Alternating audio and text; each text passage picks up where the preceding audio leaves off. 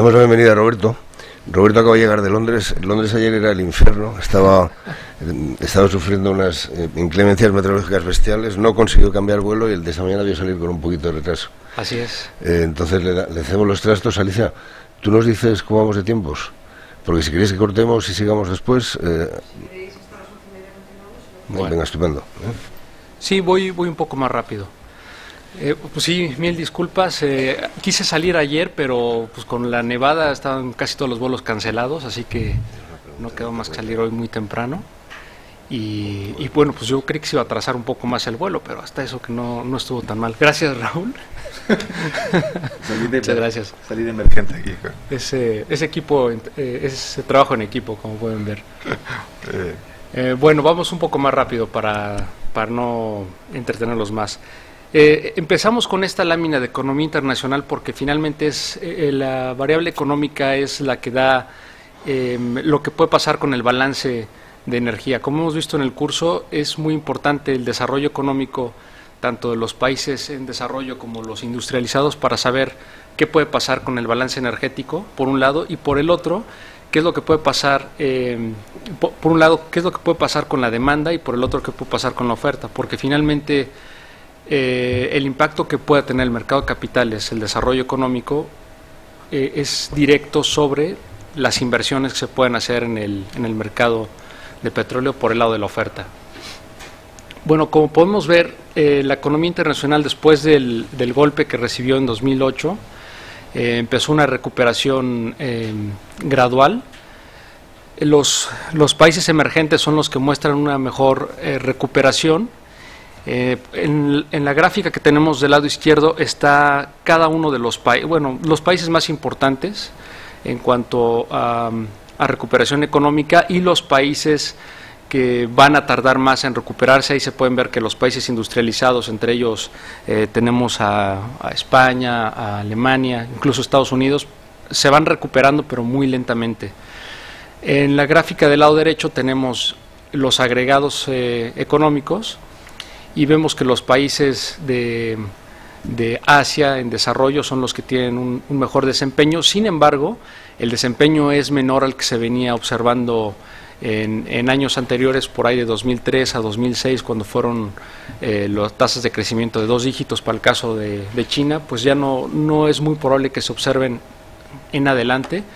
De hecho, como ustedes saben, China tiene un plan de desarrollo de 5 años, cada año lo van actualizando, y es un objetivo para el gobierno chino tener un crecimiento de solamente 7%, lo ajustaron de 7,5% que tenía el año pasado a 7%, y es porque lo que están buscando es que la economía crezca, pero de una manera de mayor calidad que de cantidad.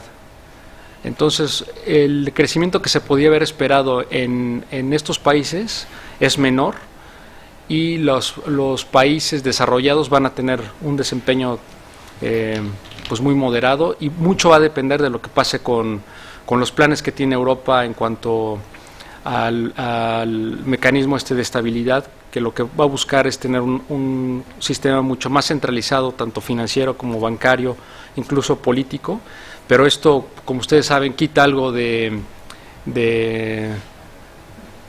autonomía a los países, y pues no está del todo,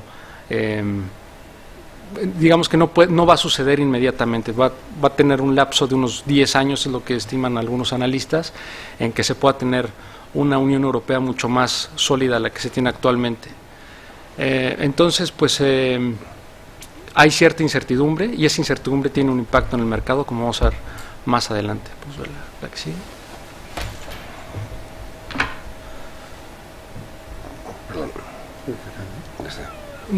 Bueno, la gráfica de la izquierda lo que está mostrando es el crecimiento de las exportaciones.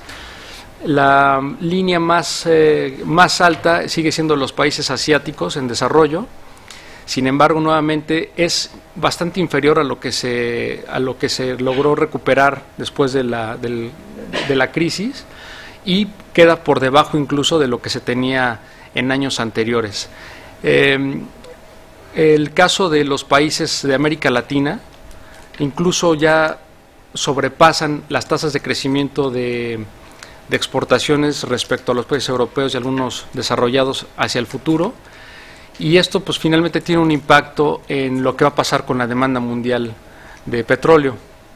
La gráfica de la derecha muestra las líneas más claras, que son las que empiezan del lado izquierdo. Se ve que se alcanzó un pico en la demanda internacional de los países desarrollados, de los OCDE, en 2005.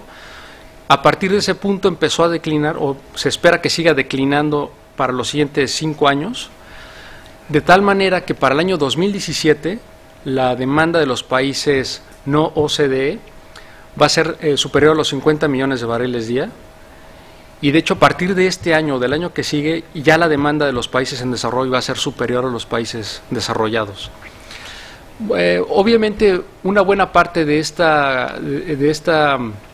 intercambio en el balance de la demanda se explica pues por las consecuencias económicas. De hecho fueron un catalizador de lo que está pasando aquí con esta gráfica, pero también ya venían desde antes de que ocurriera la crisis, pues ya venían políticas ambientales muy estrictas, políticas de eficiencia en el transporte público, y finalmente la crisis fue un catalizador que hizo que en lugar de que la demanda creciera a 100 millones de barriles día como se esperaba hace apenas 4 o 5 años, vaya a crecer a 96 millones de barriles día para el 2017, y que en lugar de que los países en desarrollo rebasaran los desarrollados en el 2016-2017, lo hagan en el 2013-2014. ¿Me puedes ver la que sigue? Bueno, esta es una serie de gráficas que muestran qué hay detrás del crecimiento de los países en desarrollo. La gráfica de arriba a la izquierda lo que está mostrando, si alcanzan a ver, hay una línea azul muy delgada. Es aproximadamente la forma, estaba en el material del curso, estas dos gráficas de arriba. Si recuerdan, es la forma que va tomando, en teoría, el aumento en la demanda respecto al nivel de ingreso per cápita que tienen los países. En el eje de las Y o de las abscisas, tienen que el consumo per cápita de petróleo, y en el eje X tienen el ingreso per cápita. Conforme va aumentando el ingreso per cápita, sobre todo cuando empieza a pasar por ahí de los 4.000, 3.000 a 5.000 dólares per cápita anuales, el consumo empieza a aumentar de manera exponencial. Y esto se debe a que a partir de ese nivel de ingresos, las familias comienzan a adquirir bienes de consumo que no adquirían anteriormente, como puede ser un refrigerador, un horno microondas, e incluso un coche. Como vamos a ver más adelante, el transporte va a ser fundamental con lo que va a pasar con la demanda, y si pensamos que 4.000 dólares no alcanzan para un coche, bueno, la India ya está produciendo unos vehículos, los Tata Nano, que cuestan 2.000 dólares. Entonces, además que ya tienen un sistema bancario relativamente sólido que permite financiar este tipo de vehículos, entonces podemos pensar que no es descabellado que estos países empiecen a consumir de manera mucho más rápida. Además, el consumo el ingreso de estos países, de los países en desarrollo, sobre todo China e India, ha cambiado muy rápido. Poniéndolo como perspectiva, Inglaterra, cuando fue la revolución industrial, a finales del siglo XVIII, tardó prácticamente 100 años en duplicar su Producto Interno Bruto per cápita. Cuando vino el momento de industrialización de Estados Unidos, yo creo que ya fue a principios del siglo XX, tardó 50 años en duplicar el ingreso per cápita. Estamos hablando que estos países en aquel entonces tenían poblaciones de alrededor de 10 millones de habitantes. En cambio, China y la India, dentro de su proceso de industrialización que empezó pues, prácticamente a finales del siglo XX, entre 15 y 20 años han conseguido duplicar su ingreso per cápita, pero con poblaciones de 1.000 millones de habitantes. Entonces, esto nos deja claro que hay un potencial de crecimiento en el consumo de energía muy importante, no solamente petróleo, pero energía en general. La gráfica de la derecha es algo similar a lo que tenemos en la gráfica de la izquierda, nada más que visto en barras. Tenemos que Estados Unidos es el mayor consumidor de petróleo y per cápita es bastante importante, con 22 barriles per cápita anuales. El siguiente consumidor más importante del planeta es China. Sin embargo, China tiene un consumo per cápita, si recuerdo bien y si veo claramente, de 1 o 2 barriles. Entonces, tenemos que este país pues, tiene un importante espacio para crecer. Y si siguen viendo el resto de la gráfica de la derecha, hay muchos países en desarrollo que tienen igual bajas tasas per cápita de consumo, como son la India y algunos países latinoamericanos. Y la gráfica de abajo a la izquierda, el mapa, lo único que está mostrando es cómo se va a ubicar el crecimiento económico. Como vimos, los países industrializados van a presentar un crecimiento económico bajo, por lo tanto el crecimiento en la demanda de petróleo va a ser también bajo y se va a mantener bajo en los siguientes años, mientras que los países en desarrollo se van a mantener relativamente alto. Como un dato adicional, tenemos que para la siguiente década el 50% del Producto Interno Bruto del planeta lo van a traer 7 países: China, India, Indonesia, Turquía, Brasil, México y Rusia. Esos 7 países son los que van a aportar el 50% del Producto Interno Bruto hacia adelante, y esos 7 países pues van a ser muy importantes en lo que va a pasar con la demanda de energía y de petróleo.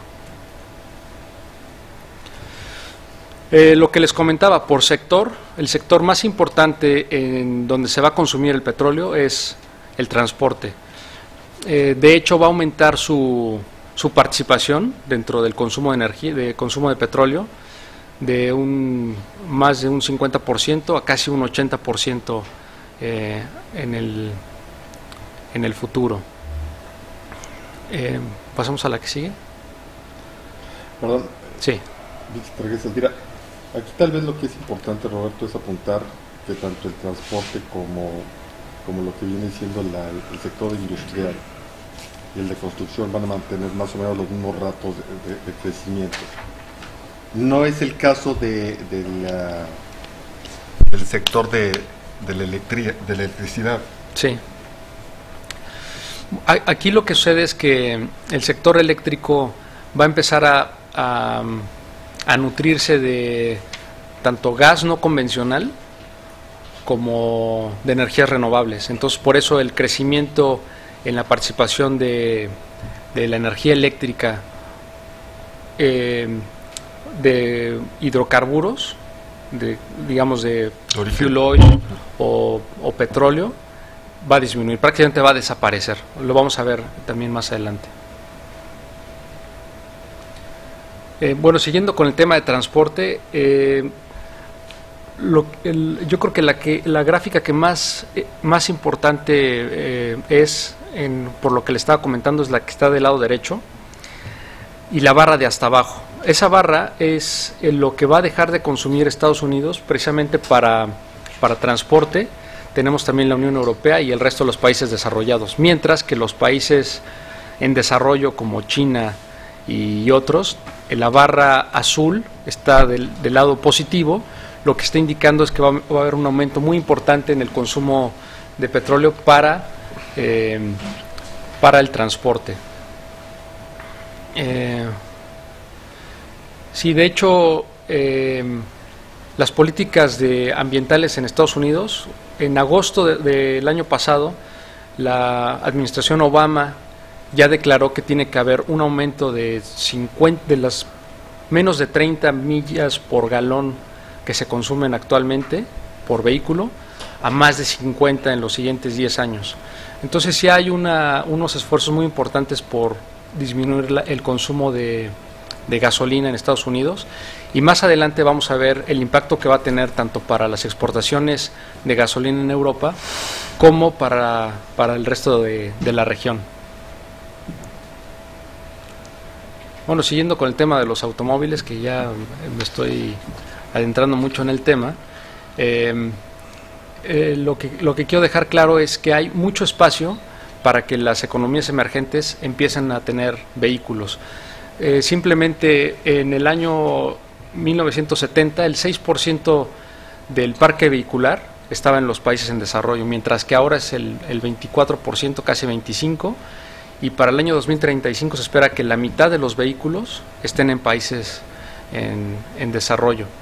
El parque vehicular puede aumentar de casi 900 millones actualmente a prácticamente el doble, a 1.700 millones en el año 2035. Y estas dinámicas están muy soportadas también por el crecimiento poblacional. La población mundial está actualmente en 7.000 millones de habitantes. Se espera que para ese año 2035 aumente a casi 9.000 millones de habitantes, 8.700 millones de habitantes. Y de esos 8.700 millones de habitantes, 350 millones van a provenir solamente de la India, otros 500 millones de países de Medio Oriente y África. Entonces, poblacionalmente es muy importante porque además el grupo de individuos, de personas que están utilizando vehículos, pues es relativamente joven. Y eso es algo que está observándose en los países desarrollados, que además de que ya tienen suficientes vehículos, que ya está prácticamente saturado el mercado, la población es relativamente más adulta y dejan de usar vehículos, mientras que los países jóvenes como la India, que de los 1.200 millones de habitantes que tiene, la mitad son menores a 25 años, pues estamos esperando que vayan a tener una mayor capacidad tanto de consumo de energía en el mercado laboral y por lo tanto en el transporte y en el transporte privado. Perdón, si me lo permite. También, digamos, apuntar que precisamente dentro de este contexto que acaba de señalar ahora Roberto, el caso de la India es muy relevante porque India, digamos, durante estos últimos años ha tenido un comportamiento en términos económicos bastante bueno y muy homogéneo. Ha venido manteniendo más o menos unas tasas de crecimiento de cerca del 5 o 6%, más o menos anual.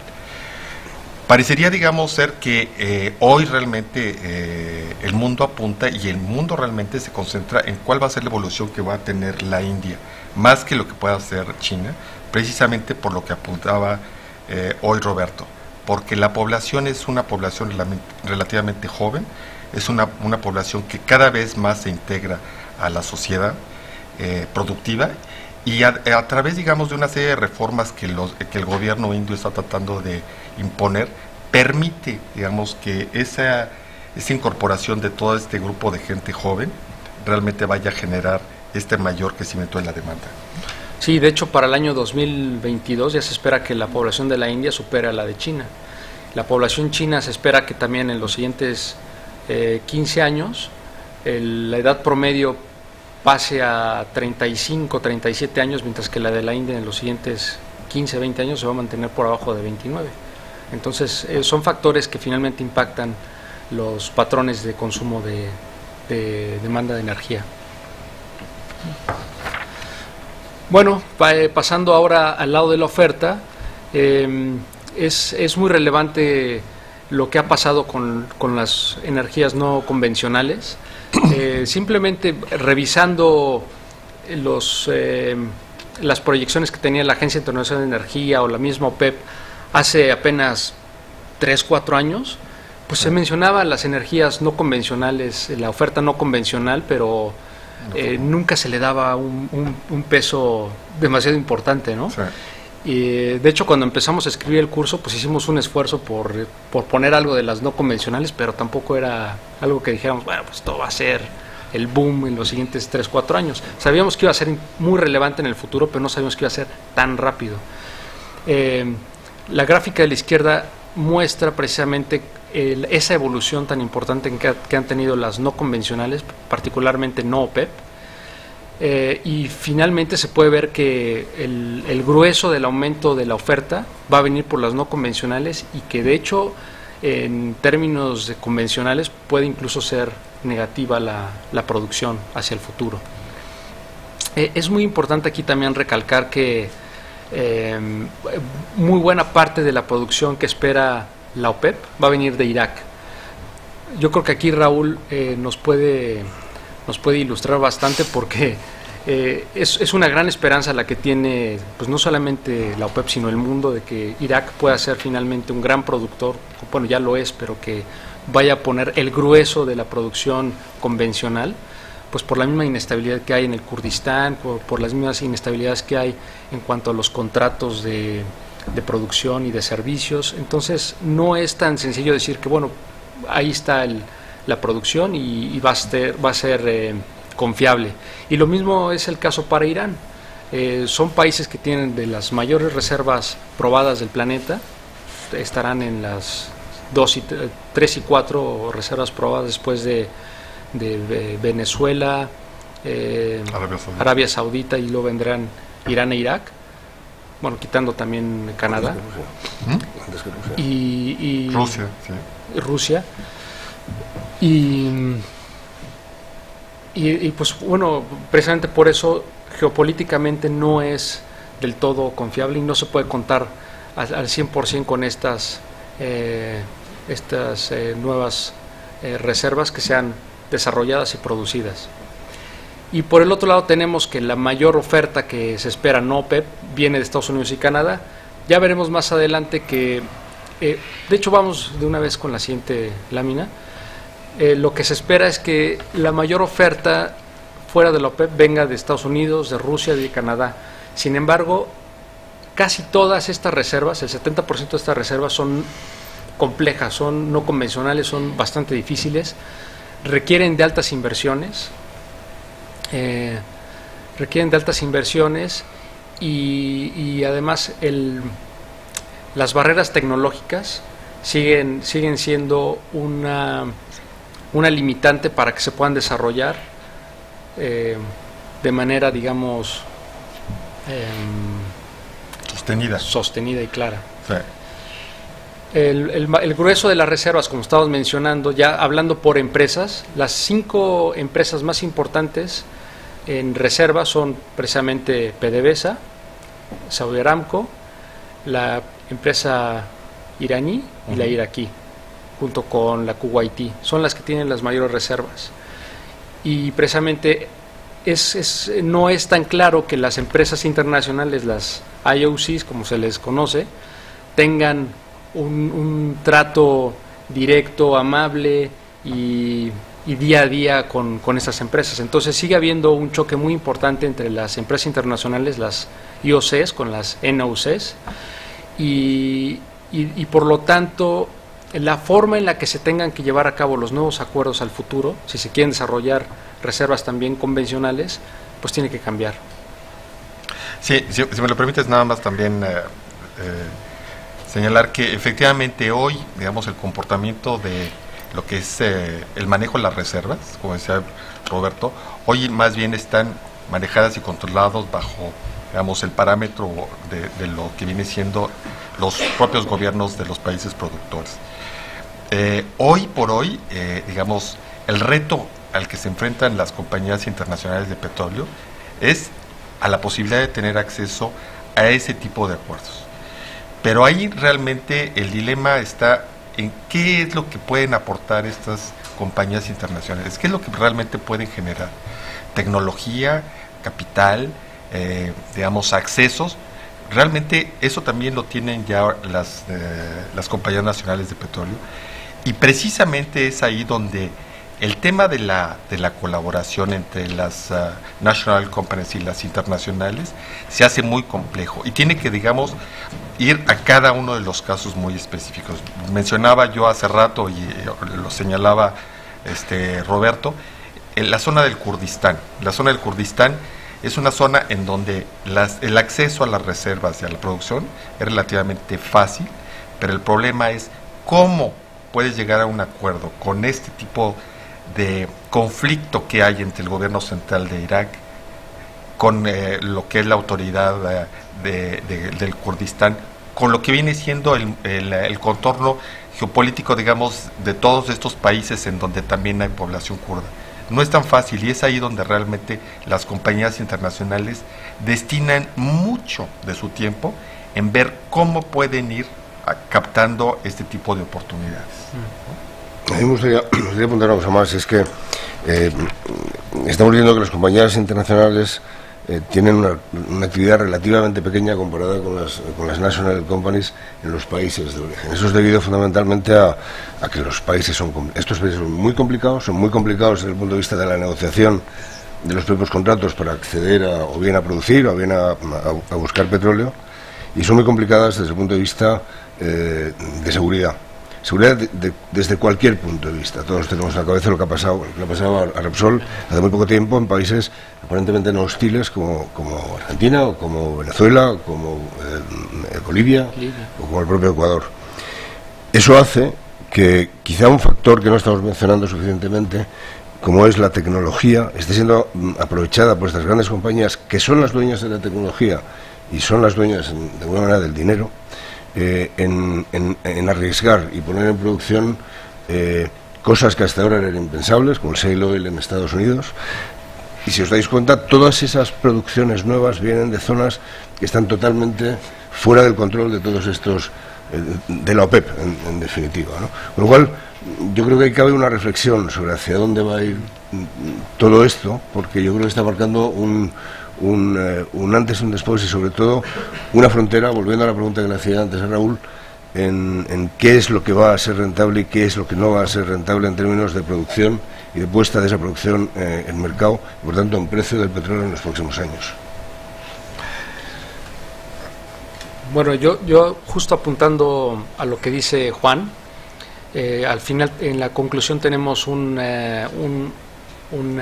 punto que dice: ¿qué va a pasar, precisamente hablando en términos de geopolítica, con la relación que tiene la relación y la presencia que tiene Estados Unidos en el Medio Oriente, ahora que está teniendo una producción tal que le está permitiendo prácticamente disminuir las importaciones de manera sustancial y ser en algunos años autosuficiente en algunos combustibles? Por ejemplo, en crudo ligero puede ser que llegue a ser autosuficiente. Entonces sus necesidades de crudo de Medio Oriente van a disminuir, bueno, ya están disminuyendo. ¿Qué va a pasar con la presencia de Estados Unidos en Medio Oriente? ¿Va a seguir siendo tan fuerte como lo es ahora? ¿Va a seguir militarmente tan presente como lo ha estado hasta este momento?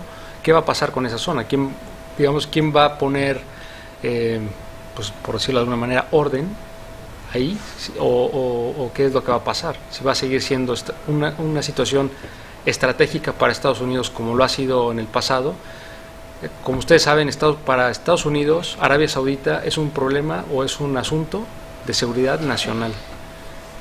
¿Va a seguir siendo de esa manera en el futuro, ahora que tienen esta nueva producción? Yo creo que va a ser algo interesante de ver hacia adelante. Sí, pero yo sin lugar a dudas podría decir que sí se va a mantener ahí, y fundamentalmente porque aun cuando ha venido creciendo Estados Unidos en una serie, digamos, de energías no convencionales y con grandes posibilidades y proyecciones, y además teniendo a Canadá también con un futuro bastante previsible, todos estos acuerdos y todas estas nuevas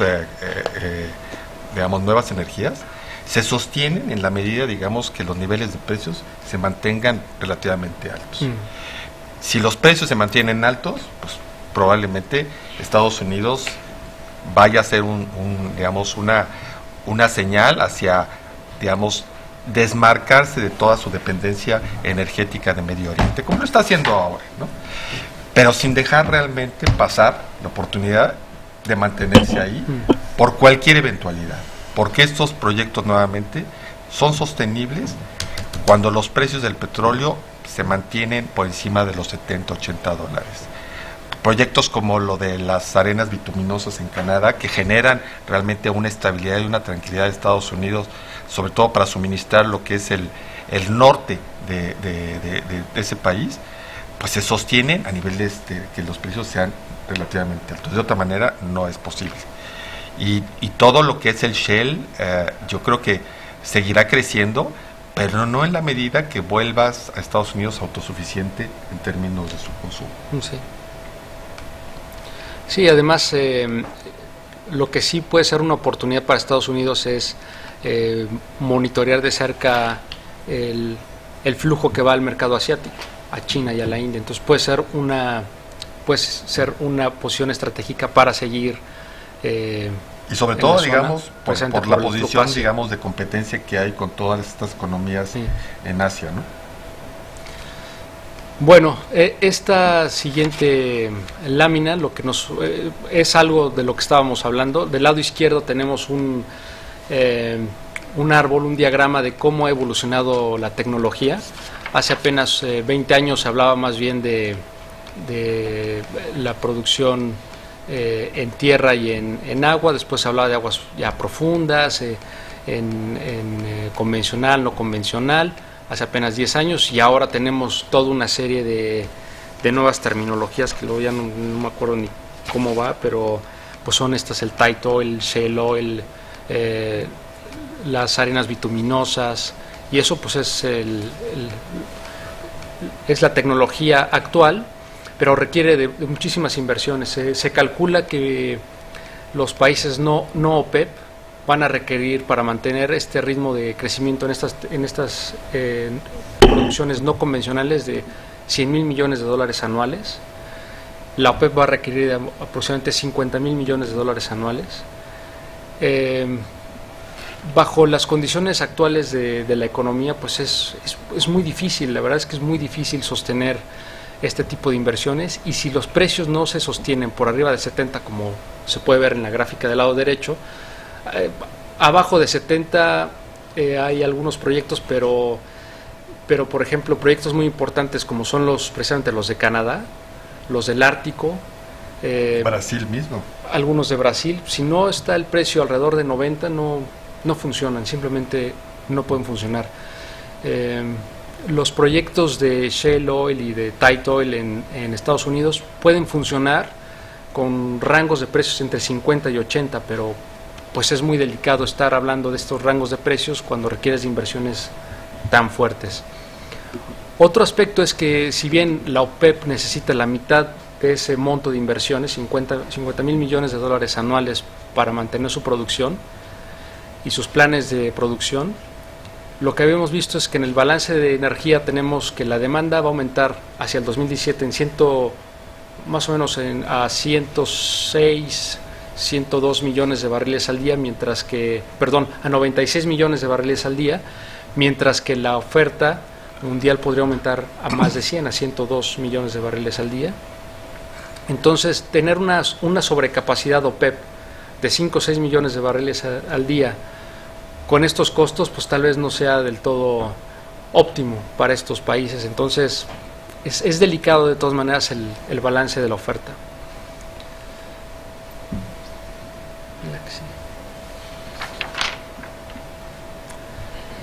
Bueno, como comentábamos, la nueva producción no convencional en América del Norte, la mayor demanda, o que se mantenga la demanda en el mercado asiático, pues está haciendo que el flujo de petróleo cambie. El mapa del lado izquierdo lo que está mostrando es cómo están cambiando los flujos.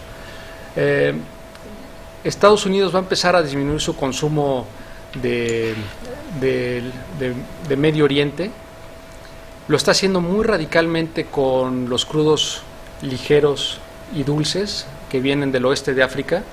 Prácticamente va a dejar de consumir 1,5 millones de barriles día de estos crudos, o sea, prácticamente todo el volumen que consumía de Nigeria y de Angola. Se va a seguir suministrando de alguna manera con algo de crudo pesado de América Latina, tal vez de Brasil. Básicamente va a estar usando su producción local. Los nuevos ductos que se espera que haya de Canadá hasta el Golfo de México, pues ya empiezan a ser una realidad, se van a empezar a desarrollar. Ya hay algunos, ya se invirtieron algunos ductos, entonces ya está fluyendo crudo pesado que estaba atorado en el continente medio, en Cushing, hacia el Golfo, y esto hace que cambien los flujos. América Latina lo que está empezando a hacer, lo que ya ha comenzado a hacer en años anteriores, es comenzar a enviar su nueva producción de crudo pesado al mercado asiático, a la India y a China. Y ahí se ven las dos líneas color anaranjadas que van de ahí, de América Latina hacia el mercado asiático. Otros flujos importantes es que, si ven Los números rojos, los que están entre paréntesis, hacia el mercado europeo son prácticamente todos negativos y empieza a disminuir su consumo Europa de manera muy significativa.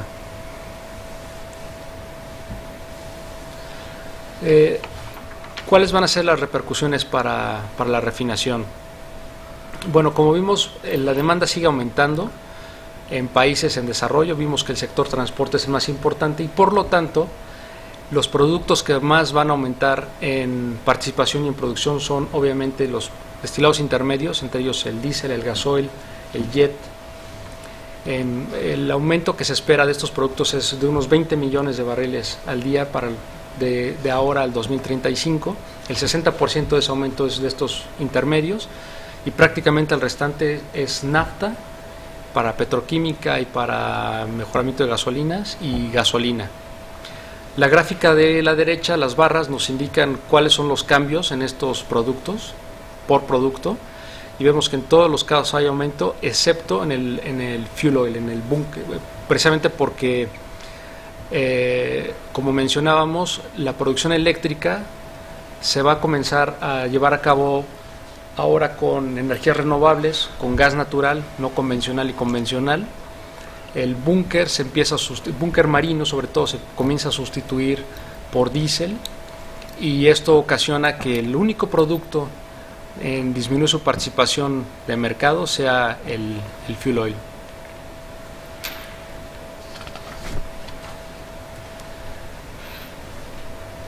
Estas nuevas necesidades de productos refinados requieren también de nueva capacidad de refinación. Sin embargo, la nueva capacidad de refinación pues ya no va a ocurrir en los países desarrollados. Europa, Estados Unidos, Canadá no tienen realmente proyectos de refinación importantes de aquí en adelante, simplemente van a buscar mantener una racionalización de sus sistemas. Desde la crisis a la fecha se han cerrado de manera permanente 4 millones de barriles al día de capacidad de refinación. Prácticamente la mitad fue en Europa y otro tanto en países desarrollados. Mientras que, pues obviamente China, la India, estos países, Medio Oriente, muy importante, van a seguir aumentando la capacidad de refinación. Se esperan más de 7 millones de barriles de capacidad de refinación hacia el 2016. Incluso va a superar el crecimiento de la demanda, el crecimiento en la capacidad de refinación. Y los proyectos más importantes pues están en China, la India y Medio Oriente. Y Medio Oriente es importante porque es precisamente en Arabia Saudita y en Kuwait donde están los proyectos más importantes, con 3 o 4 refinerías nuevas que van a quitar del mercado aproximadamente 1,5 millones de barriles al día. Entonces, lo que veíamos del flujo de crudo tiene un impacto muy importante, aunque Arabia Saudita y Medio Oriente van a seguir siendo los exportadores más importantes del planeta con prácticamente la mitad de las exportaciones. Ese volumen va a ser relativamente menor precisamente por estos proyectos y por la nueva configuración que hay de los nuevos productores de crudo y de consumo. Bueno, ¿cuál va a ser el efecto en precios? Ya que tenemos el balance, ¿cuál va a ser el efecto en precios? Pues lo más seguro es que se mantenga la volatilidad del mercado, que es producto de la incertidumbre tanto de la oferta, la incertidumbre de la demanda, en el desarrollo económico. Es inherente al mercado de petróleo la volatilidad como lo es a la de cualquier otra commodity. Varios gobiernos están ahora haciendo esfuerzos por reducir los niveles de volatilidad y han apostado por meter más restricciones a los movimientos que hacen los dichosos especuladores.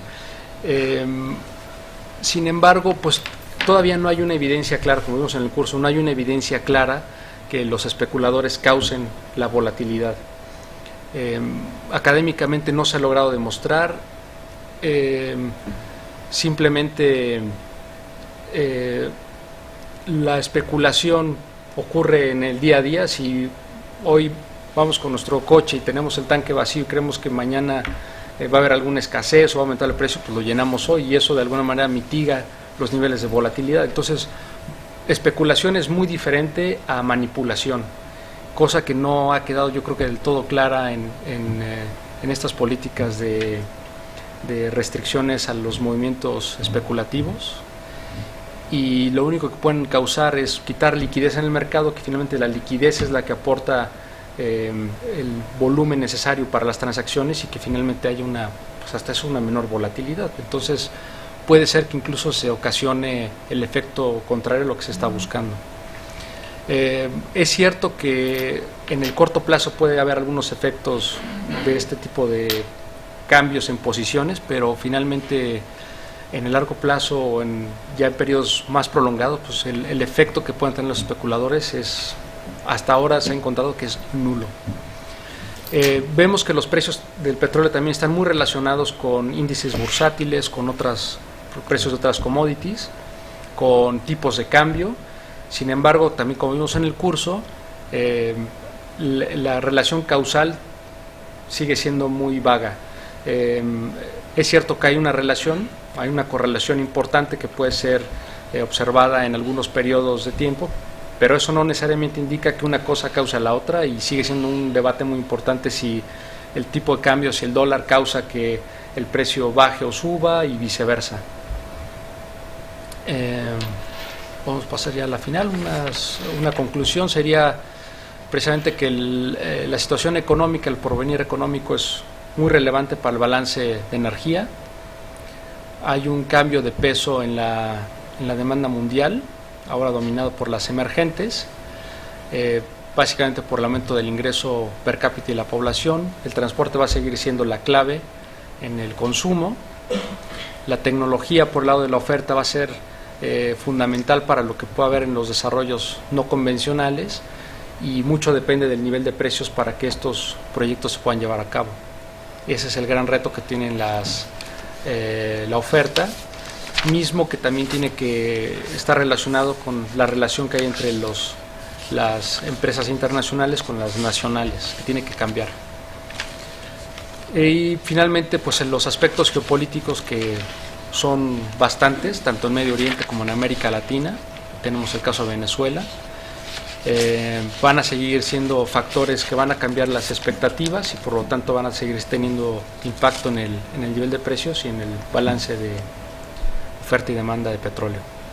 Pues yo creo que son los mensajes más importantes que les queremos enviar con esta primera parte de la presentación. Pues muchas gracias, Roberto. Abriríamos nuevamente el turno de preguntas.